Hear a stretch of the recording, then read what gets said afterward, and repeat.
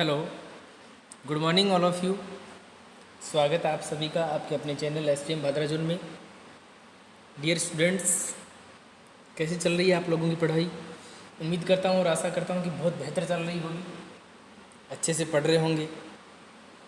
9th की science में हमारा चैप्टर नंबर 13 चल रहा था, 13वां चैप्टर चल रहा था और चैप्टर नंबर 13 का ये 12वां पार्ट या 12वां वीडियो हमने बनाया है।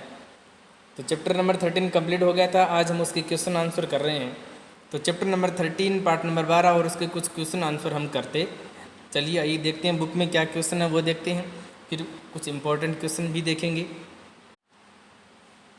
हाँ, तो डियर स्टूडेंट्स, जो बुक के चैप्टर ख़त्म होने के बाद में जो क्वेश्चंस बोर्ड ने बनाए हैं, हम उन क्वेश्चंस को देखते हैं, उसके अभ्यास प्रैक्टिस करते हैं। पहला सवाल, पिछले 1 वर्ष में आप कितनी बार बीमार हुए हैं? लास्ट 1 साल, पिछले 1 वर्ष में आप कितनी बार बीमार हुए हैं? बीमारी क्या थी? बहुत अच्छा सवाल है। आपको अपने नॉलेज बढ़ाने के लिए इसे पढ़ना ही चाहिए, समझना ही चाहिए।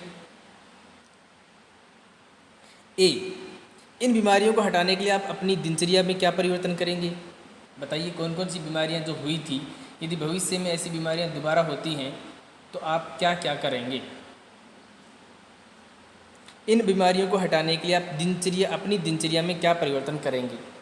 तो जो बीमारियां आपके जिन वजह से हुई थी, कौन कौन सी आपने गलतियां की थी, कौन से कारण रहे थे जिनसे बीमारियां हुई थी, उनको दूर करने के लिए वर्तमान में आप क्या क्या करेंगे, आगे से कैसे उनका ध्यान रखेंगे? ठीक है, जैसे कि आपका सर दर्द हुआ, भीड़ भाड़ वाले इलाके में जाने से हुआ, शोर से हुआ, प्रदूषण से हुआ, तो आप ध्यान में रखेंगे कि आगे से ऐसा ना करें। टेलीविज़न को अधिक समय तक देखने पर हुआ, आपका मस्तिष्क है, माथा जिसको सर कह सकते हैं, दर्द करने लगा, तो थोड़ा सा उसका जो समय है उसको कम कर दें। हो सकता है आपका सर दर्द होने लग जाए टीवी की ब्राइटनेस से, तो ब्राइटनेस कम करके, मोबाइल का ज़्यादा यूज़ करने से भी ऐसा हो सकता है। तो भविष्य में आप इन चीज़ों का ख्याल रखेंगे। दूसरा, बी, इन बीमारियों से बचने के लिए आप अपने पास पड़ोस में क्या परिवर्तन करना चाहेंगे? कौन सी बीमारियां हुई आपके, उन बीमारियों से बचने के लिए आप अपने आसपास में क्या करना चाहेंगे, क्या परिवर्तन करना चाहेंगे, क्या बदलाव लाना चाहेंगे जिससे कि भविष्य में ऐसी बीमारियां दोबारा ना हों? जैसे कि यदि आपके आसपास में कचरा है, कूड़ा करकट है, गंदगी है, पोल्यूशन है, प्रदूषण हो रहा है, गंदा पानी एकत्रित हो रहा है, सूक्ष्म जीव हैं, मच्छर हैं, कीट हैं, वो एकत्रित हो रहे हैं जिनसे आपको कोई बीमारी हुई। सोचो आपके मलेरिया हुआ, इसका मतलब मच्छर के काटने से हुआ। तो आप क्या करना चाहेंगे? अपने घर के आसपास, अपने पर्यावरण में जहाँ कहीं पानी के गड्ढे हैं, जहाँ पानी ठहरता है, उसको रोका जाएगा। जैसे कि पुराने टायर हैं, पुराने मटके हैं, ऐसी चीज़ें पड़ी रहती हैं जहाँ बरसात का पानी एकत्रित हो जाता है, ठहरने लगता है पानी, तो वहाँ पर सूक्ष्म जीव हैं, बैक्टीरिया, वायरस, मच्छर पनप जाते हैं जिससे रोग फैल जाते हैं। तो ऐसा करेंगे कि पानी न रुके, पर्यावरण प्रदूषित न हो, तो ऐसे रोग भविष्य में दोबारा कभी नहीं होंगे। दूसरा जो सवाल इसमें दिया है, डॉक्टर, नर्स या स्वास्थ्य कर्मचारी अन्य व्यक्तियों की अपेक्षा रोगियों के संपर्क में अधिक रहते हैं। पता करो कि वे अपने आप को बीमार होने से कैसे बचाते हैं। कितना अच्छा सवाल है। चलो, हम तो बीमार पड़ते हैं तभी हॉस्पिटल जाते हैं, तभी मरीजों के संपर्क में रहते हैं, लेकिन बेचारे डॉक्टर, नर्स और स्वास्थ्य कर्मचारी, ये लोग तो अधिकांश ड्यूटी अपनी हॉस्पिटल में देते हैं, मरीजों के और रोगियों के संपर्क में रहते हैं, तो वो कैसे बच पाते हैं रोगों से? तो एक व्यक्ति से दूसरे व्यक्ति में रोग हो जाता है, फैल जाता है, संक्रामक रोग ऐसा ही करते हैं। तो उन डॉक्टर में, नर्स में, जो कंपाउंडर है या जो स्वास्थ्य कर्मचारी हैं, हॉस्पिटल में काम करने वाले जो मेंबर हैं, जो लोग हैं, उनके ये रोग क्यों नहीं होता, या वो इन रोगों से कैसे बच पाते हैं? तो सिंपल सा कारण है कि वे लोग हाइजीन कंडीशन रखते हैं, वे साफ रहते हैं, वे स्वच्छ रहते हैं, हॉस्पिटल में फिनाइल का छिड़काव करते हैं जिससे कि कहीं भी बैक्टीरिया होते हैं वो मर जाते हैं, मच्छर नहीं होते, और वो मास्क लगाकर रहते हैं, है ना, हाथों में ग्लव्स पहनते हैं वो, जिससे कि किसी प्रकार के बैक्टीरिया अंदर बॉडी के न जाएं। तो साफ स्वच्छता, पर्यावरण की शुद्धता, प्योरिटी, प्रदूषण कम रख के, ऐसी चीज़ों से डॉक्टर है, वो नर्स है, वो अपने आप को बचा कर रखते हैं, है ना। सैनिटाइजिंग करना है, हाथों में ग्लव्स पहनना है, मुंह पे मास्क लगाना है, स्वच्छता रखना है, पौष्टिक भोजन ग्रहण करना है, इससे भी अपने आप को बचा कर रखते हैं। देखिए, ये 2 सवाल हैं, बहुत इम्पोर्टेंट सवाल हैं, खुद के नॉलेज के आधार पर आंसर देने होते हैं इन सवालों के। अगला सवाल देखिए, तीसरा सवाल, अपने पास पड़ोस में एक सर्वेक्षण कीजिए तथा पता लगाइए कि सामान्यतः कौन सी 3 बीमारियां होती हैं। इन बीमारियों के फैलने से रोकने के लिए अपने स्थानीय प्रशासन को 3 सुझाव दीजिए। अपने को क्या करना है, जहां आप रहते हो उसके आसपास में एक सर्वेक्षण करना है। 20 घर में जाइए, 50 घरों में जाइए या 100 घरों में जाइए और पूछिए कि किसी को पिछले दिनों में कौन सी बीमारी हुई, और उन बीमारियों की एक लिस्ट बना लीजिए। उसमें आप पाएंगे कि कौन सी 3 बीमारियां सबसे ज़्यादा हैं। जैसे 20 लोगों की बुखार है, 20 की खांसी हुई, 50 के सर दर्द हुआ या 50 के कुछ और रोग हुआ, तो सूची बनाइए और देखिए कौन से रोग हैं वो ज़्यादा हो रहे थे। तो खांसी ज़्यादा हो रही थी, किसी के मलेरिया ज़्यादा हो रही थी, किसी के बुखार ज़्यादा हो रही थी। तो लिस्ट बना ली आपने और उसमें 3 रोगों को सबसे ऊपर रखा, जो रोग सबसे ज़्यादा हुए थे लोगों के। और इन बीमारियों को फैलने से रोकने के लिए अपने स्थानीय प्रशासन को 3 सुझाव दीजिए। तो बताओ भाई, इन रोगों की लिस्ट बनाकर स्थानीय प्रशासन, वैसे प्रशासन पुलिस को ही कहा जाता है, पुलिस प्रशासन होता है, लेकिन आप इसमें स्वास्थ्य को भी इन्वॉल्व कर सकते हो। स्वास्थ्य कर्मचारी भी शामिल होते हैं, उप स्वास्थ्य केंद्र जो बने होते हैं वो भी, या जिला प्रशासन में जो पुलिस प्रशासन है वो भी कह सकते हैं। स्वच्छता अभियान वाले भी इसके अंदर हैं, आंगनबाड़ी के वाले जो केंद्र हैं वो भी हमारे गांव के स्थानीय प्रशासन के अंदर ऐड होते हैं। तो क्या 3 सुझाव देंगे कि ऐसा रोग न हो। देखो, मलेरिया यदि ज़्यादा हुआ है तो सबको पता है कि मच्छर से हुआ है, और मच्छर हमेशा गंदगी में पनपते हैं। जहाँ वाटर है वो इकट्ठा होता रहता है, पानी नालियों में गंदगी है तो मच्छर पनपेंगे, पानी कहीं ठहरता है रुकता है तो मच्छर पनपते हैं। कीटाणु, विषाणु, जीवाणु बहुत ज़्यादा संख्या में हो जाएंगी, साफ़ सफाई ठीक से नहीं हो पा रही है। तो क्या सुझाव देंगे अपने प्रशासन को। एक सुझाव तो देखेंगे कि जो गांव की जो गलियां हैं वो बिल्कुल साफ़ और स्वच्छ होनी चाहिए। दूसरा, वहाँ पर गंदगी नहीं होनी चाहिए। पानी की जो नालियां हैं वो बिल्कुल हर दिन साफ़ होनी चाहिए, गंदा पानी नहीं होना चाहिए और पानी कहीं रुकना नहीं चाहिए। तीसरा, कि कल कारखानों से निकलने वाला धुआं कम से कम हो, गाड़ियों यातायात से निकलने वाला धुआं कम से कम हो, पोल्यूशन को कम किया जाए। बहुत कारण है, ये तो 3 हो गए। जैसे इसके अलावा जो पीने वाला जो पानी है, जो ड्रिंकिंग वाटर है, जो पिएबल वाटर है, पीने वाला जल, वो जिस टंकी से या जिस टांका से आता है उस टंकी की हर 7वें दिन सफाई होनी चाहिए, ताकि पानी, गंदा पानी की सप्लाई न हो लोगों के तक। और बहुत सारी जो राशन सामग्री मिलती है आंगनबाड़ी पर, उसको आप देखें, ये आपकी जिम्मेदारी है कि वो शुद्ध आ रही है कि अशुद्ध आ रही है। सब्जियां मार्केट में जो आती हैं कहीं वो मिलावटी तो नहीं है। राशन पानी जो हम दुकान से लेकर आते हैं, जैसे कि हरी मिर्च है, या जो सूखी मिर्च है, हल्दी है, धनिया है, जो पाउडर के रूप में लेकर आते हैं वो बिल्कुल शुद्ध है, उसमें कोई मिली हुई चीज़ें, मिलावट तो नहीं है। जो दूध आ रहा है वो मिला हुआ तो नहीं है, उसमें कुछ यूरिया वगैरह लोग आजकल मिला देते हैं। तो बहुत सारे सुझाव हैं आप दे सकते हैं लोगों को या प्रशासन को, जिससे कि बीमारियों को कम किया जा सके, यानी बीमारियों को रोका जा सके। चौथा सवाल, एक बच्चा अपनी बीमारी के विषय में नहीं बता पा रहा, हम कैसे पता करेंगे कि बच्चा बीमार है या उसे कौन सी बीमारी है। एक बच्चा अपनी बीमारी के विषय में बता ही नहीं पा रहा है तो फिर तो बड़ा मुश्किल हो जाएगा जानना कि वो बच्चा बीमार है या नहीं है, या उसे कौन सी बीमारी है। तो इतनी ज़्यादा तकलीफ नहीं होगी हमें जानने में, क्योंकि डॉक्टर है वो ऐसा कर सकते हैं। उसका ब्लड टेस्ट किया जाएगा, तो डॉक्टर के पास जाएंगे तो डॉक्टर उसका ब्लड टेस्ट करेगा, यूरिया टेस्ट भी कर सकता है। उसके बहुत सारे प्रकार के जब डॉक्टर टेस्ट करेगा तो डॉक्टर को पता लग जाएगा कि कौन सी बीमारी है, या उसके शरीर का कौन सा हिस्सा वो काम नहीं कर रहा है, उसके आधार पर भी रोग की जानकारी पता कर सकते हैं। तो उसे स्वास्थ्य केंद्र ले जाया जाए, डॉक्टर की परामर्श के अनुसार उसका ट्रीटमेंट किया जाए। अगला सवाल पांचवा जो सवाल है, देखिए पढ़िए बेटा। निम्नलिखित किन परिस्थितियों में कोई व्यक्ति पुनः बीमार हो सकता है और क्यों। कौन सी ऐसी कंडीशन है जिसमें व्यक्ति दोबारा बीमार पड़ सकता है, पुनः बीमार हो सकता है और क्यों। पहली कंडीशन, जब वह मलेरिया से ठीक हो रहा है। यदि कोई आदमी मलेरिया से ठीक हो रहा है, मलेरिया का ट्रीटमेंट चल रहा है उसका, तो क्या वो दोबारा बीमार पड़ सकता है, और यदि है दोबारा पड़ सकता है तो क्यों। बिल्कुल, यदि कोई मलेरिया से पीड़ित है तो दोबारा मलेरिया से पीड़ित हो सकता है, यदि वो ट्रीटमेंट ठीक से नहीं ले पा रहा है। देखो, दरअसल होता क्या है, जब हम किसी बीमारी की दवाई लेते हैं तो 2 दिन की दवाई लेते ही हम कुछ ठीक हो जाते हैं, तो हम फिर दवाई को लेना बंद कर देते हैं। जबकि हमें दवाई डॉक्टर जितने परामर्श के अनुसार से देता है कि 2 दिन लेनी है कि 10 दिन लेनी है कि 15 दिन, हमें वो जो मेडिसिन का जो कोर्स है वो पूरा उतने दिन लेना चाहिए ताकि जो बीमारी है वो समूल नष्ट हो जाए, वो जड़ से नष्ट हो जाए।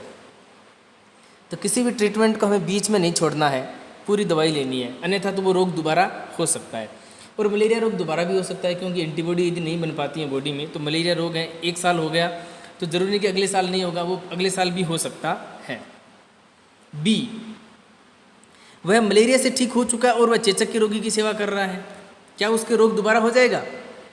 मलेरिया था पहले, वो ठीक हो गया, अब वो चेचक के रोगी की, तो हाँ उसे दोबारा हो सकता है, बिल्कुल हो सकता है। सी, मलेरिया से ठीक होने के बाद 4 दिन उपवास करता है और चेचक के रोगी की सेवा कर रहा है। ये बेतुकी सी बातें लगती हैं लेकिन बहुत ऑथेंटिक चीज़ें हैं, बहुत शानदार बातें कही हैं। मलेरिया से ठीक हो गया और 4 दिन उपवास किया, यानी 4 दिन भोजन नहीं खाया, तो मलेरिया नहीं होगा उसके, वो शरीर में उसकी कमजोरी हो जाएगी। यदि वो चेचक के रोगी की सेवा कर रहा है तो कोई दिक्कत नहीं है, लेकिन चेचक रोग है वो एक आदमी से दूसरे आदमी में फैल सकता है, तो फिर वहाँ पर भी उसको सजग रहना होगा। तो मलेरिया तो ठीक हो सकती है लेकिन पुनः बीमार पड़ सकता है, याद रखना। तो मलेरिया ठीक हुई है, दूसरे रोग तो हो सकते हैं ना, तो दूसरे रोग कब नहीं होंगे? जब आप साफ स्वच्छता और ध्यान रखेंगे तो नहीं होगा, वरना तो दूसरे रोग हो सकते हैं। तो मलेरिया से ठीक हो गया, अब वो 4 दिन उपवास किया, फिर चेचक के रोगी की सेवा कर रहा है, तो उसे दोबारा रोग हो सकता है। छठा सवाल, निम्नलिखित में से किन परिस्थितियों में आप बीमार हो सकते हैं? आपके बीमार होने की जो संभावनाएं क्या हैं और क्यों?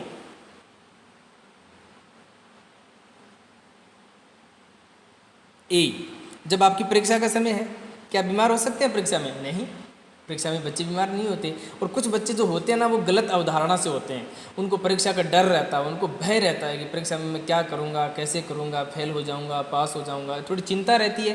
तो चिंता में सर दर्द हो सकता है ना, आपका कुछ बीमारी, आपकी मानसिक तौर पर बीमारियाँ हो सकती हैं, क्योंकि जब ऐसी कंडीशन होती है तो आप शरीर को प्रॉपर वर्क नहीं दे पाते, खाने पीने का ध्यान नहीं रख पाते, क्योंकि हाइपरटेंशन हो जाती है चिंता के विषय में, तो फिर रोग हो सकते हैं। जब आप बस तथा रेलगाड़ी में 2 दिन तक यात्रा कर चुके हैं, यदि आप किसी बस में या रेलगाड़ी में 2 दिन तक लगातार ट्रेवलिंग कर रहे हैं, यात्रा कर रहे हैं, तो क्या आप बीमार हो सकते हैं? बिल्कुल हो सकते हैं। एक तो थकान के कारण, और दूसरी बीमारी क्या है, सोचो आपने बस और रेलगाड़ी की जिस सीट पर बैठे थे वहाँ पर कोई रोगी बैठ के चला गया पहले, तो उस रोगी के हो सकते हैं वायरस और बैक्टीरिया वहाँ पर लग जाएं, सीट के चिपक जाएं, और उस सीट पर जब आप हाथ रखो तो वो बैक्टीरिया और वायरस आपके हाथ के लग जाएं, और जब आप अपने हाथ को अपने नाक या मुंह के आगे रखो किसी कारणवश, तो वो बैक्टीरिया और वायरस आपकी बॉडी में चले जाएंगे, तो आपको बीमार कर देंगे। तो यदि आप बस और रेलगाड़ी में 2 दिन तक यात्रा करते हैं तो हो सकता है आप बीमार हो भी जाएं और बीमार न भी हों। तो बीमार हो सकते हैं तो क्यों? तो ये कई कारण हैं, और नहीं भी हो सकते हैं संयोगवश। सी, जब आपका मित्र खसरा से पीड़ित हो, बिल्कुल बीमार हो सकते हैं या नहीं भी हो सकते।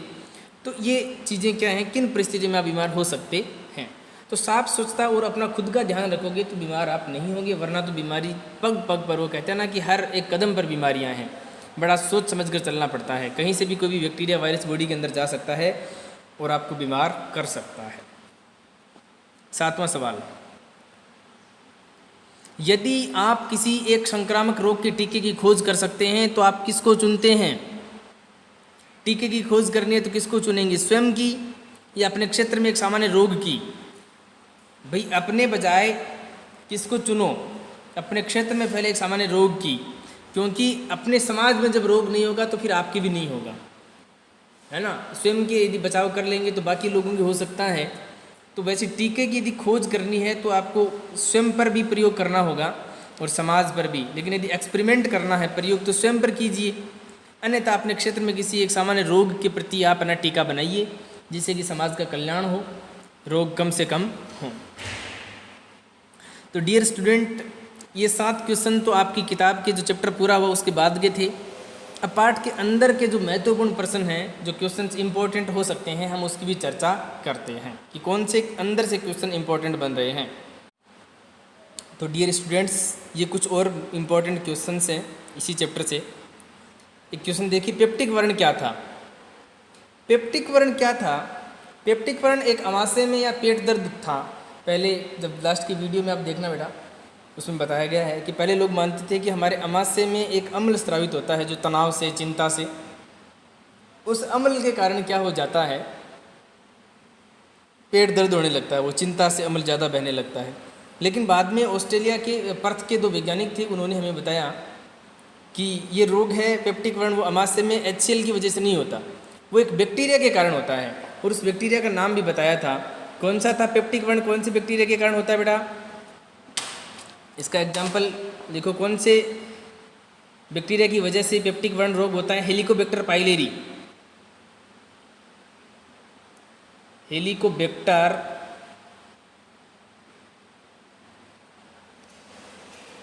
पाइलेरी, इस बैक्टीरिया की वजह से कौन सा रोग होगा? पेप्टिक व्रण होगा, जिसे पेट दर्द ही होता है। दूसरा सवाल, चेचक के टीके की खोज किसने की थी? गाइस कीजिए, आपको याद आ रहा है तो एडवर्ड जेनर था क्या? Edward Jenner. और HIV और एड्स की फुल फॉर्म मैं लिख रहा हूँ एक दूसरे पन्ने में, फिर आगे दिखा रहा हूँ आपको। ये लीजिए एड्स की full form, acquired immuno deficiency syndrome, AIDS, AIDS acquired immuno deficiency syndrome, AIDS की फुल फॉर्म। और नीचे ह्यूमन इम्यूनो वायरस, HIV की फुल फॉर्म। वायरस से होने वाला एक रोग है, एक भयंकर बीमारी है, असुरक्षित यौन संपर्क से फैल जाती है, या गर्भवती माता से बच्चे में भी हो सकता है यदि उसके एड्स है तो। यदि किसी आदमी के एड्स है और उसका ब्लड किसी दूसरे व्यक्ति में चढ़ा दिया जाए तो भी एड्स फैल सकता है। एक भयानक बीमारी है जिसका कोई इलाज नहीं है, एक लाइलाज बीमारी है। तो एड्स और HIV की फुल फॉर्म नोट की। चलिए आगे 2 क्वेश्चन है वो देखते हैं। तो सवाल पहला और दूसरा हो गया। तीसरा, HIV और एड्स की फुल फॉर्म भी हमने लिखी। अगली जो चीज़ है वो निम्न से होने वाले रोगों के बारे में आपको बताना है। निम्न से होने वाले रोग बताइए। पहला, वायरस। तो वायरस से होने वाले रोगों के नाम लिखने हैं, जीवाणु से होने वाले बताने हैं। देखो बेटा, याद है आपके? कोई 2 रोगों के नाम बताओ, सबके 2-2 नाम। वायरस से होने वाले 2 में पहला एक तो खांसी है, डेंगू भी वायरस से होता है, एड्स, ये तीनों रोग वायरस से होने वाले हैं। वायरस से होने वाले 2-2 रोगों के नाम बताने हैं, सबके 2-2 बता दो, एक बता दो, किसी का जो याद हो। जीवाणु से होने वाले रोग, बैक्टीरिया से कौन सा होता है? नंबर 1 हैजा, क्षय रोग, और एंथ्रेक्स रोग भी बैक्टीरिया के द्वारा ही होता है। एंथ्रेक्स, हैजा है, क्षय है, एंथ्रेक्स है, ये बैक्टीरिया से होने वाले रोग हैं। और प्रोटोजोआ से होने वाले रोग बता सकते हो, वीडियो में पढ़े थे, आपने देखे भी थे। मलेरिया होता है, और काला आजार। मलेरिया और काला आजार दोनों रोग प्रोटोजोआ से होते हैं। फंगस से त्वचा संबंधी बीमारियां होती हैं, स्किन डिजीज। त्वचा संबंधी बीमारियों में जैसे कि खुजली, दाद, ये कवकों से हो सकते हैं, बाय फंगस डिजीज कह सकते हैं इसको। तो ये कुछ सवाल और थे। ये 2 छोटे छोटे सवाल और हैं, बहुत इम्पोर्टेंट। पहला, पेनिसिलिन क्या है और इसकी खोज किसने की? पेनिसिलिन एक एंटीबायोटिक है। एंटीबायोटिक को क्या कहते हैं? प्रतिजैविक, यानी बैक्टीरिया को नष्ट करने वाली होती है एंटीबायोटिक, हमेशा याद रखना। तो एक प्रकार की एंटीबायोटिक एक प्रतिजैविक है, एक मेडिसिन कह सकते हो। जिसकी खोज की थी एक वैज्ञानिक था जिसका नाम अलेक्जेंडर फ्लेमिंग। अलेक्जेंडर फ्लेमिंग नाम के वैज्ञानिक ने पेनिसिलिन की खोज की थी।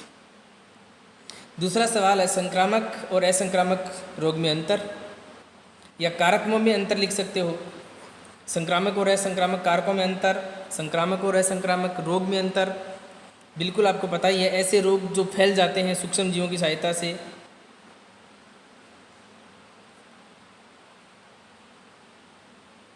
सूक्ष्म जीवों से फैलने वाले, और ये ऐसा नहीं होते। तो आपको संक्रामक और असंक्रामक रोगों की लिस्ट बनानी है कि कौन, और डेफिनेशन बतानी है। ऐसे रोग जो एक आदमी से दूसरे आदमी में, एक रोगी से स्वस्थ व्यक्ति में फैल सकते हैं, उन्हें संक्रामक रोग कहते हैं। और संक्रामक रोग हमेशा सूक्ष्म जीवों की सहायता से फैलते हैं, तो उन्हें संक्रामक कारक कह सकते हैं। असंक्रामक रोग हैं वो अंदर ही शरीर के अंदर कुछ असामान्यता हो जाती है जिससे हो जाते हैं, जैसे कि कैंसर है। वे रोग एक आदमी से दूसरे आदमी में नहीं फैलते हैं। तो ऐसे ही कुछ चीज़ों का आपको जिक्र करना है। और सवाल आप है ना पीछे वाले वीडियो दोबारा देखिए, किताब को, बुक को दोबारा पढ़िए, और बहुत सारे सवाल आपको अंदर से बनाने हैं। कुछ मोस्ट इम्पॉर्टेंट सवाल थे, उनका तो हमने जिक्र किया है। तो डियर स्टूडेंट, पढ़ते रहिए, अच्छे से मैनेज कीजिए। आपका ये चैप्टर कंप्लीट हुआ आज। सूक्ष्म जीवों से होने वाले कुछ रोगों के बारे में ये प्रश्न देखिए।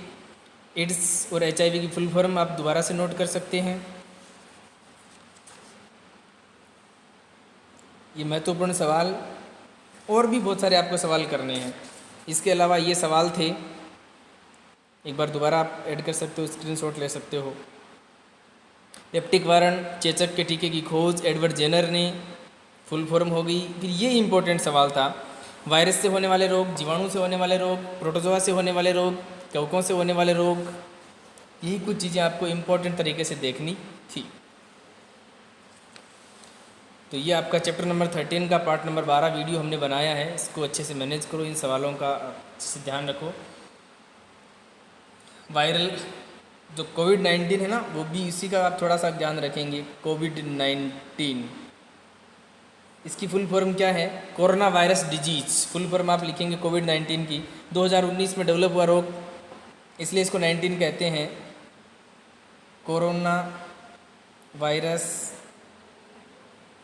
डिजीज, इसका नाम पड़ा है कोविड-19। 2019 में ये सबसे पहले देखा गया, इसलिए इसको कोविड-19 कहते हैं। तो डियर स्टूडेंट, ये आप कीजिए अच्छे से। Best of luck and bye.